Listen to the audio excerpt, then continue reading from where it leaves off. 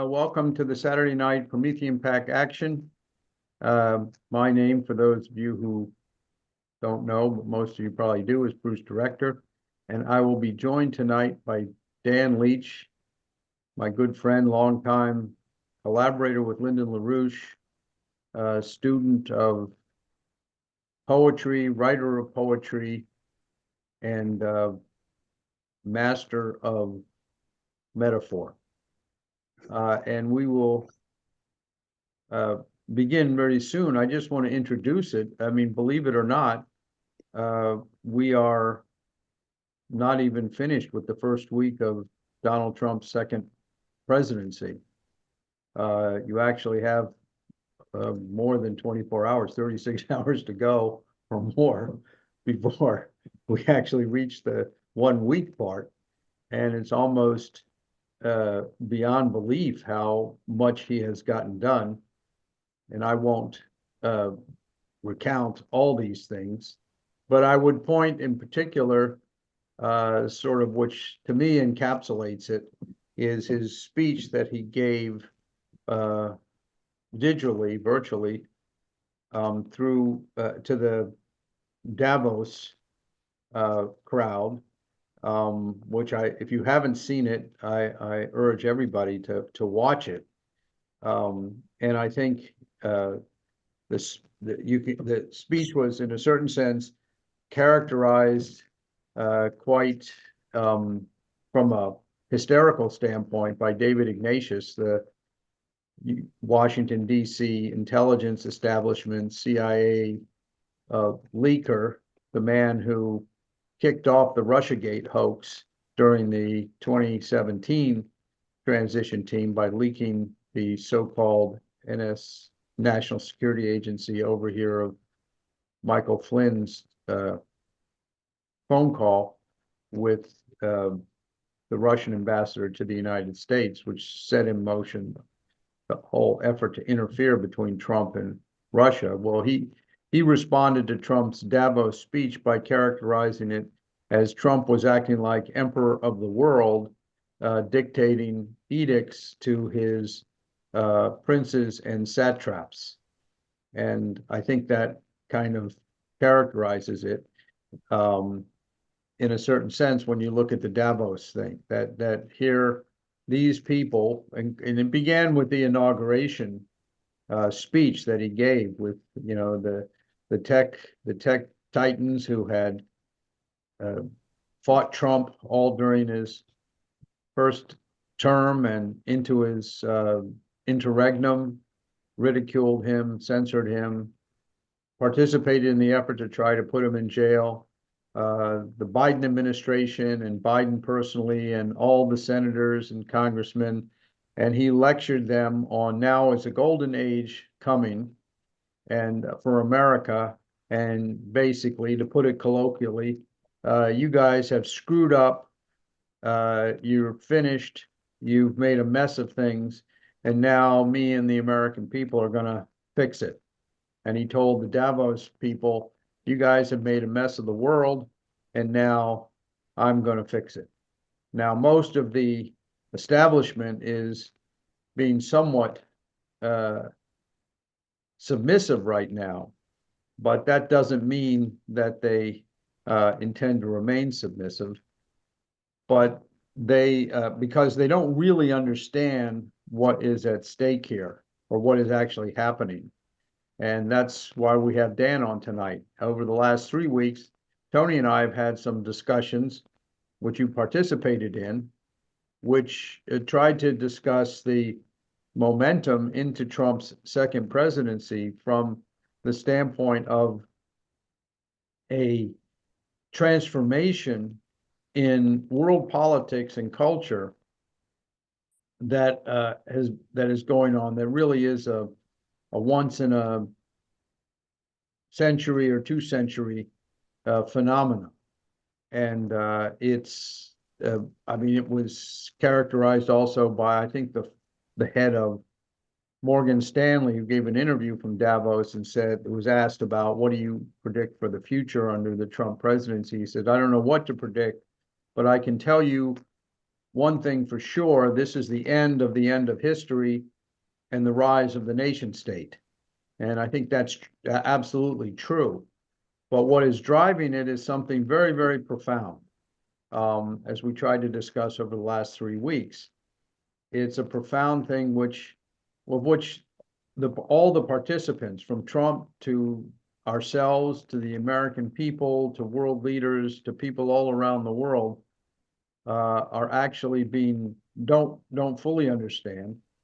And for this, you have to actually leave the domain of political analysis and enter the domain of poetry. Lyndon LaRouche often referred to an essay by the great English poet Percy Bysshe Shelley called In Defense of Poetry. And Shelley in this essay describes very profoundly the kind of process which we're living through right now. And Dan is an expert on this, and so we've invited him to come on and discuss with us and you the significance of this, so that at least for the next few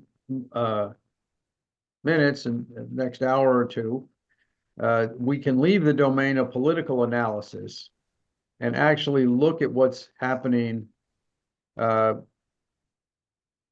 spiritually, culturally, and from a higher standpoint, that we're all part of right now in terms of this dramatic, tremendous change, which even President Trump, although a key agent for, is actually an actor being guided by a much higher principle. So why don't I bring Dan in, and with that, let's get started. Okay. Well, first, I just want to situate the discussion we're going to have tonight by saying a few words about the title that I chose for it, America's Spiritual Recrudescence. Now, that's not a word you see very often, and it usually is in a medical term. But this phrase comes from Douglas MacArthur, who at the end of World War II, in the speech that he gave at the surrender of Japan at the end of World War II, said that if humanity was going to survive, don't forget we had just dropped the atomic bombs, knowing that if there were another great war, it could be the end of humanity. He said that our moral and cultural and spiritual development had to catch up with our scientific and technical capabilities, and that what was required was a spiritual recrudescence. He said a rebirth, a reemergence is what it means. So what I argue, and what Bruce and I have been discussing many times lately, and among our colleagues, I would argue that we are actually experiencing that spiritual recrudescence right now in America, and it's spreading around the world. Lyndon LaRouche, as Bruce said, often referred to this passage in Shelley's A Defense of Poetry, because Lyndon LaRouche always believed that a crisis the type we've been in the last, especially the last couple of years, where we are on the verge of losing our freedoms, we're on the verge of World War III, where we've seen these terrible crises that threaten civilization itself, that there could emerge at a time like this a spirit of revolutionary change to overthrow the bad ideas that have characterized society in recent years, and to have a renaissance, not only in science, technology, the political realm, but also in culture and in morality. And I think what we're seeing right now, any thoughtful person, cannot miss the fact that not only in the movement that swept Donald Trump into the White House again, but in all kinds of fields. There is a great, um, it seems to be almost a magical uh, uh, quality that is spreading among people that is impelling them to rediscover their patriotism, to rediscover morality. I mean, young people actually wanting to embrace uh, uh, uh, traditional Christian values or just traditional moral values. A lot of people are turning to religion. A lot of people are wanting to discover the truths that are embedded in classical art, in music, and painting, uh, and, uh, and other things. This phenomenon would seem to be, as I said, it seems to be mysterious because it seems to be bigger than just the individuals involved. You can't explain it just in terms of you might say, the mechanics of it, the internet, and whatnot. And this is what I wanted to discuss tonight from the standpoint that LaRouche talked about it, and from the standpoint that Shelley talked about it, something I have thought about a great deal over the years. So I'd like to start out by actually just uh, reading reading to you the passage from Shelley's A Defense of Poetry that LaRouche loved so much and would often cite. So Tony, you want to pull that up? Yeah. Yeah. There it is. This is towards the end of his rather long essay. And let me just say this about the essay. Shelley wrote this in response to another English writer, Thomas Love Peacock was his name, who wrote a work called the Four Ages of Poetry, in which he argued that poetry really had no practical use in the world. It was mere ornament. It might make you feel good. You say, "Ah, that's beautiful," but it really has no effect in the real world, and is not therefore useful. Shelley took great offense to this and sat down and almost without stopping wrote out this polemical reply.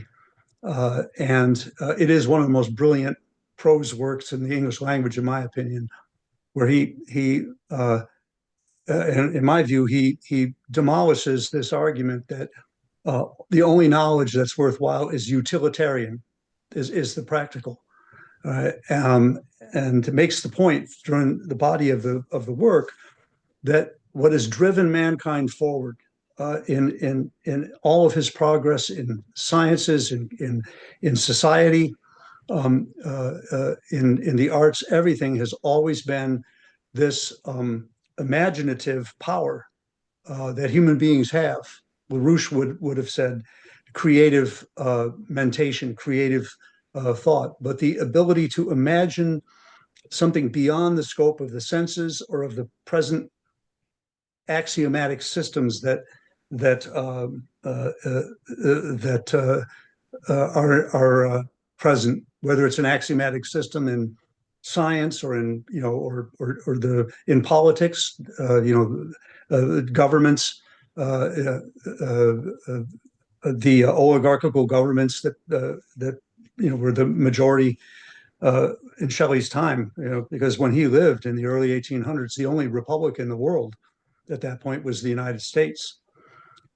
So this ability to touch and to stimulate the imagination is the main way he argues that poetry has always led that. And he makes the case that Dante, for example, is the bridge between the feudal system, feudalism, the old world, and into the modern age where a different idea of what mankind could be, even the idea of the sacredness of the individual human being, which didn't really exist in society before that, as one of the examples that he uses. So I highly recommend it. It's a beautiful work. He touches on many, many interesting things in history.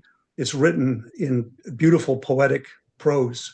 It's some of the most beautiful prose you ever read. But towards the end of it, this is what he says. the most unfailing herald, companion, and follower of the awakening of a great people to work a beneficial change in opinion or institution is poetry. At such periods, there is an accumulation of the power of communicating and receiving intense and impassioned conceptions respecting man and nature. The person in whom this power resides may often, as far as regards many portions of their nature, have little apparent correspondence with the spirit of good of which they are the ministers. But even whilst they deny and abjure, they are yet compelled to serve that power which is seated on the throne of their own soul. It is impossible to read the compositions of the most celebrated writers of the present day without being startled with the electric life which burns within their words. They measure the circumference and sound the depths of human nature with a comprehensive and all-penetrating spirit. And they themselves, perhaps, are the most sincerely astonished at its manifestations, for it is less their spirit than the spirit of the age. Poets are the hierophants of an unapprehended inspiration, the mirrors of the gigantic shadows which futurity casts upon the present. The words which they express, which express what they understand not. The trumpets which sing to battle and feel not what they inspire. The influence which is moved not, but moves. Poets are the unacknowledged legislators of the world. So you get a little sense of the way that Shelley thinks and his prose. But I think this question of that which inspires and reaches the soul, as opposed to that which is only practical within the system you're dealing with, fixed systems of thought, goes right to the heart of what Lyndon LaRouche would constantly polemicize against. Because if you assert that the universe is only matter, it's only governed by mechanical laws, which the human mind can understand and manipulate to a certain degree, and that is the only view which is allowed, which is really what has been the case for much of human history, then there would never be any advancement beyond that system that you're dealing with, whether it's scientific theory or whether it's political economic theory. So the issue which it brings up is that, well, then what is it which exists in the mind of human beings, which allows them to actually make the kind of revolutionary changes that have improved the condition of mankind over the last, especially since the Golden Renaissance in the 1400s, the so-called Florentine Renaissance, because it's indisputable that somehow, despite all of the ugliness and the evil, the wars, the persecution, slavery, exploitation, everything that seems to be the dominant condition of mankind over history, somehow we have managed, by dint of some power in the human mind, to make the kinds of advancements that have improved human life, that have increased the numbers of people on this planet, and are now hold the promise of actually, as Elon Musk likes to say, of man becoming a extraterrestrial species that is actually spreading humanity into the solar system and beyond. We don't know it's essentially limitless power, and that spirit of discovery, which starts in the imagination, I would argue reflects it reflects the idea that there is a principle which led to the development of humanity out of just the mere other living species. That is a higher power than any one individual human being. Uh, this idea of creative reason versus fixed systems, I think goes to the core of the issue we're looking at right now. Because when you uh, when you consider other human beings as creative beings like yourself, if you know that about yourself, that are made in the image of God, that are made in the image of the Creator. And we know this has to be the case because what I just said, when you look at that as the primary identity of yourself and other human beings, you have an attitude towards other human beings, towards how your society is governed, for example, whether or not you have justice that gives people the opportunity to exercise their freedom. It governs the way your social relations with other people. It governs your politics. It governs everything because you recognize that there's something sacred in other human beings, as opposed to the system that the axiomatic beliefs we've had in recent years with the ascendancy of the environmentalist movement, the neo-Malthusians, who have preached the idea that human beings are nothing but animals. We're completely governed by our senses. Not only are we animals, greedy, uh, uh, selfish animals, but we're destroying the earth, we're destroying the planet. Humanity is evil. This has become the dominant cultural paradigm of the last 50 years. And what we're seeing right now, I would argue, is a massive, I hate to use the word paradigm shift, but that's actually what it is, back towards a paradigm which embraces this truthful view of humanity that I was just describing.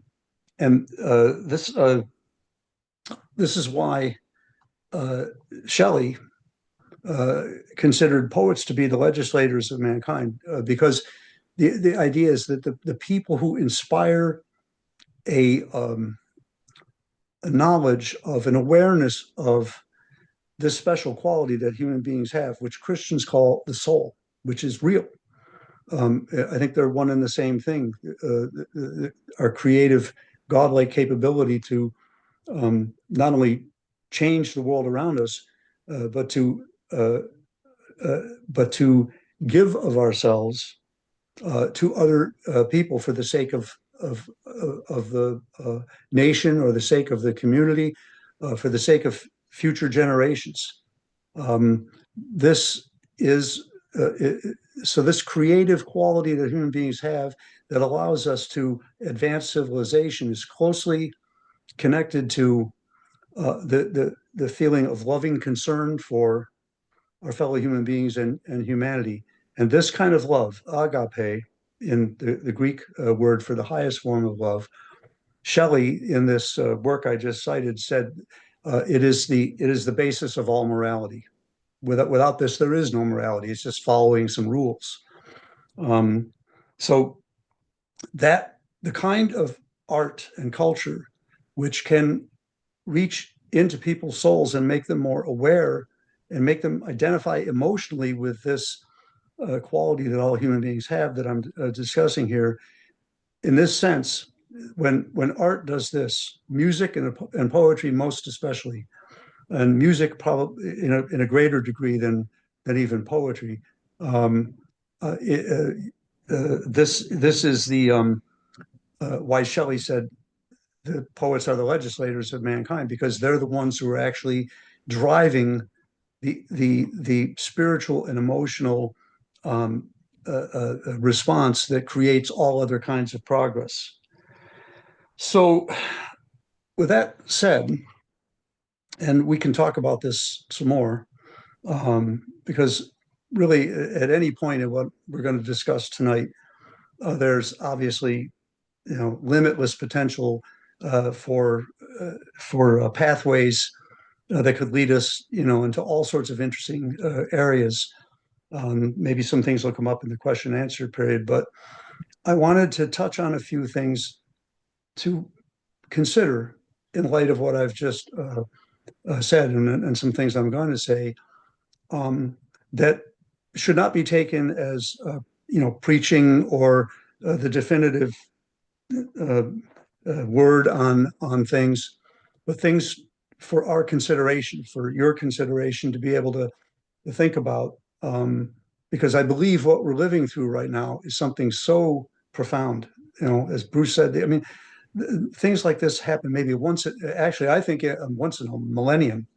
Um, uh, like the changes that took place after the Golden Renaissance, and the more people who can think on the level, on this kind of level, about the most fundamental truths about humanity and about our world, are the people who will be the leaders, at least in realms of culture and whatnot, of these coming years ahead of us, which are going to be very exciting. They're going to be filled with revolutionary change. So that's why we're discussing this here tonight. So in light of what I just said about mankind's creative power and the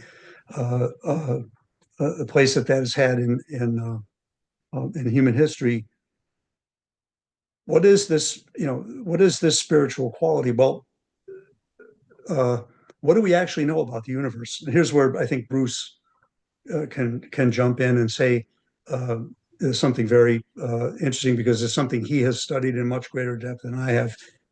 Lyndon LaRouche, our great um, uh, departed friend, also embraced another great mind that he would often cite his work as informing his own work, LaRouche's that is, and that's Vladimir Vernadsky. Bruce, you want to briefly describe his theory about the three phase spaces and Yeah, well, how they relate to each other? yeah, I think this is very appropriate. We discussed in previous weeks this idea of uh, how the um, universe is organized in a way that doesn't conform to sense perception. And Bernadsky pointed out, uh, contrary to the linear idea that that is common today, that the universe basically began as some uh, bundle of energy which evolved into matter, abiotic matter, which in turn somehow evolved into living matter, and out of that human beings came, and the uh, illusion of thought, human thought, uh, was an epiphenomena of interaction of biological processes in the brain, which could be replicated by mechanical devices like computers. So that's a linear idea that ultimately human thought and human creativity is nothing more than a complex interaction of particles that are interacting among each other. And this is accepted today. I guess you would call it a materialist dogma. Hmm. And all governed by statistical probability. Right.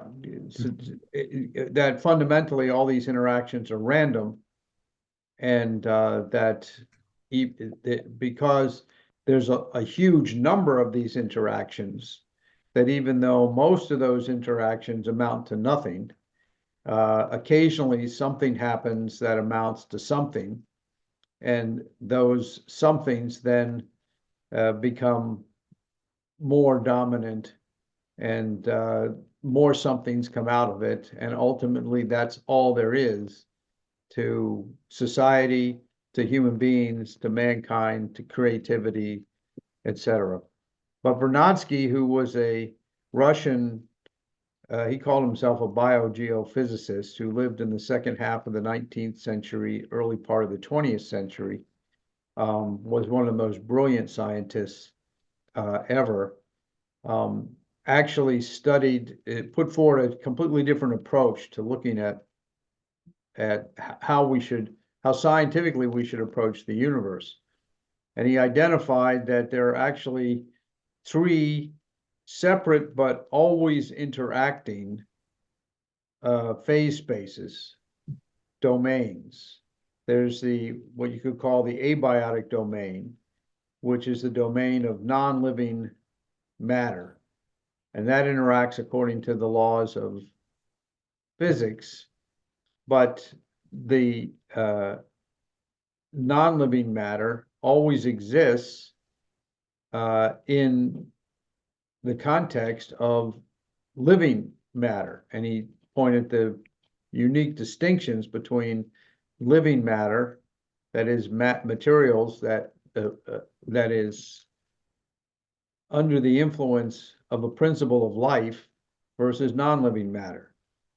Just simply put, you know, you take the simplest form of life, and has within it its material substrate are the same elements and chemical compounds that are found outside of life, but they interact completely in a different way because they're under the influence of life. And Vernadsky studied in great detail what these differences are. But he also pointed out that there's that at least on Earth, matter, abiotic matter and living matter don't exist separately from each other. There's always what he called the biomigration of biomigration of atoms.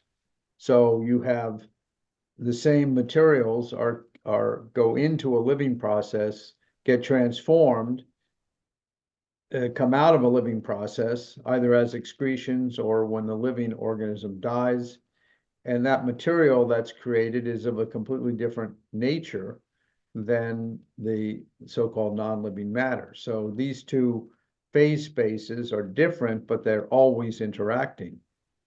And out of the living processes comes what Vernadsky called the noetic processes.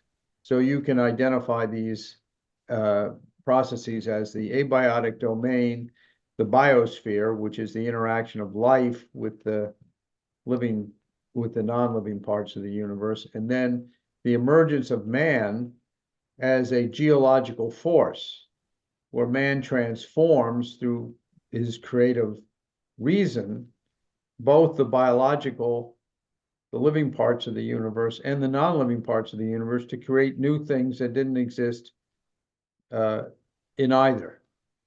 And that's what those are the three phase spaces. LaRouche actually posited the existence of a fourth phase space, which he called the domain of political economy.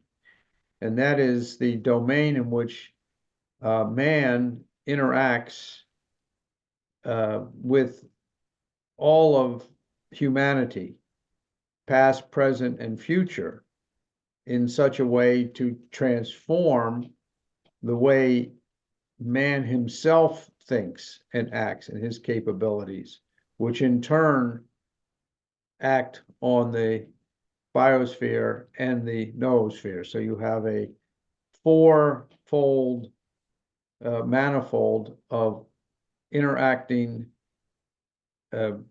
principles. And I think it's on that fourth principle that the idea that Shelley is putting forward, that Dan's discussing, really interact. And you can by becoming conscious of this, you are able to realize that everything about your life and everything you do is part of a process that's much bigger than yourself. Yeah. Now, what I find fascinating about this, and you can correct me if I'm wrong, but if you take what Bruce just said, we live in a universe which historically these phase spaces have emerged, um, in the process of time. Living processes emerged at a certain point, and mankind emerged at a certain point within living processes. Uh, but for any of, if you think of the way in which non-living things enter into living things, like Bruce was referring to, they're under the influence of a higher power for the period in which they are functioning within that living thing. When certain chemicals are in our body, they're being organized by the overall um, uh, phase space of a living human being, or really any animal. And when we die, they go back into being non-living processes. And uh, mankind, when he brings the biosphere under the influence of creative thought, changes it, and it operates on a higher basis than it would have done before. We can actually increase the energy throughput of the Earth's biosphere by growing more vegetation. Let's say that's an example. I could think, you could think of many more. So this idea of a higher principle uh, incorporating, subsuming a, a, a previous one, a lower one, but that the potential for that to occur in each one of those phase spaces has to be there before it can actually develop. In other words, the potential for life has to be within the non-living universe, and the potential for what emerged as humanity and creative mentation had to be a potential within life itself. And indeed, we see reflections of it in other creatures. They don't do what we do, but it's something that's always fascinated me, that you see reflections within the living world of certain kinds of human qualities. But the idea that The higher is always affecting the lower, and the yes, lower is striving right, towards towards the and, higher principle. and the potential is always there within the lower one for that to occur. And then the highest phase space, that in which human beings operate self-consciously, let's say, on the basis of their God-given creative qualities, and out of this loving concern for their fellow human beings, organize themselves into a form of society, like our founding fathers did, in which we organize the economy and our social life and everything from the standpoint of what benefits the common good and what benefits the future of mankind. I think that's what the way that LaRouche thought about political economy. It's man's creative qualities acting on the physical universe for the betterment of mankind. Now, that brings up to me a very interesting point. I'm going to, um, I might raise some hackles at this, but considering this, and we can, talk about it more.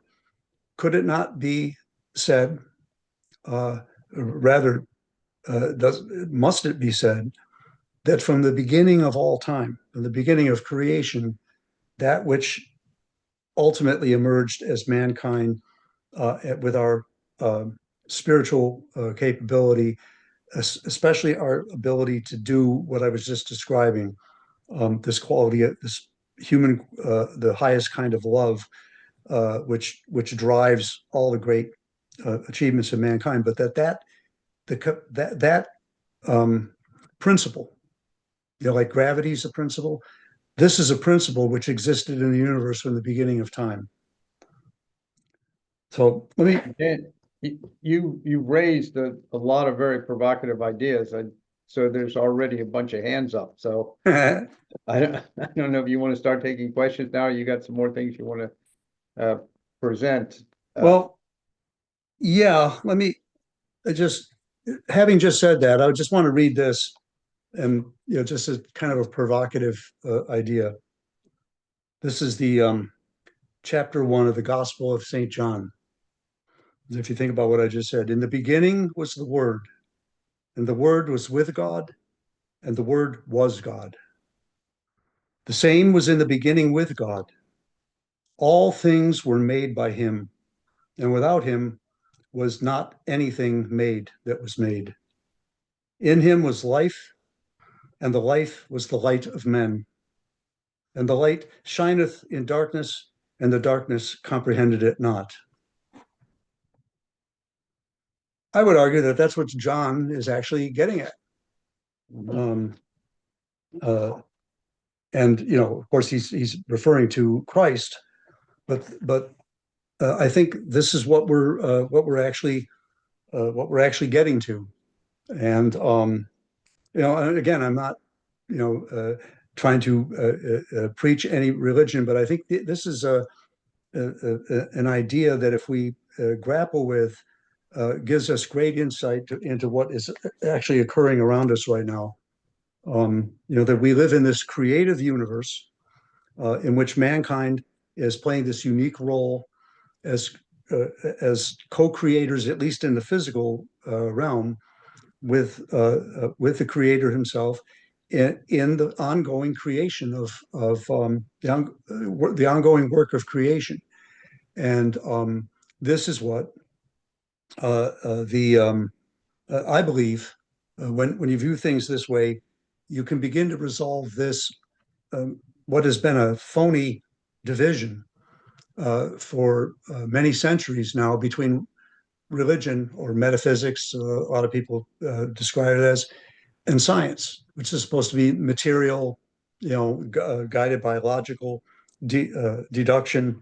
Um, because when you consider the way the universe is actually organized and our role in it, I think these two things come together. So anyway, I had more to say.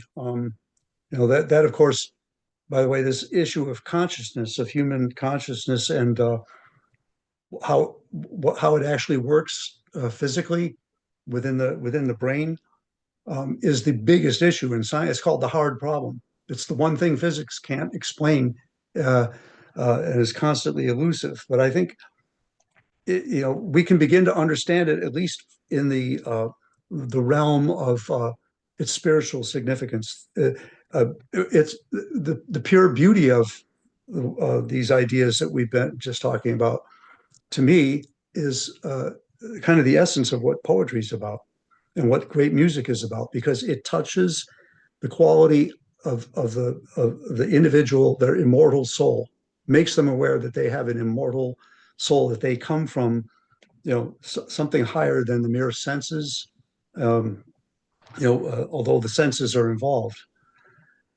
So there was more I might say, but why don't we leave it at that and take some questions? Because Yeah, why don't we take or some Bruce, questions? you want to say something? No, I'd like to take some questions and see how people are responding. I think what you raised is just so provocative um, that it requires some. Yeah, the queue is really we got a lineup here.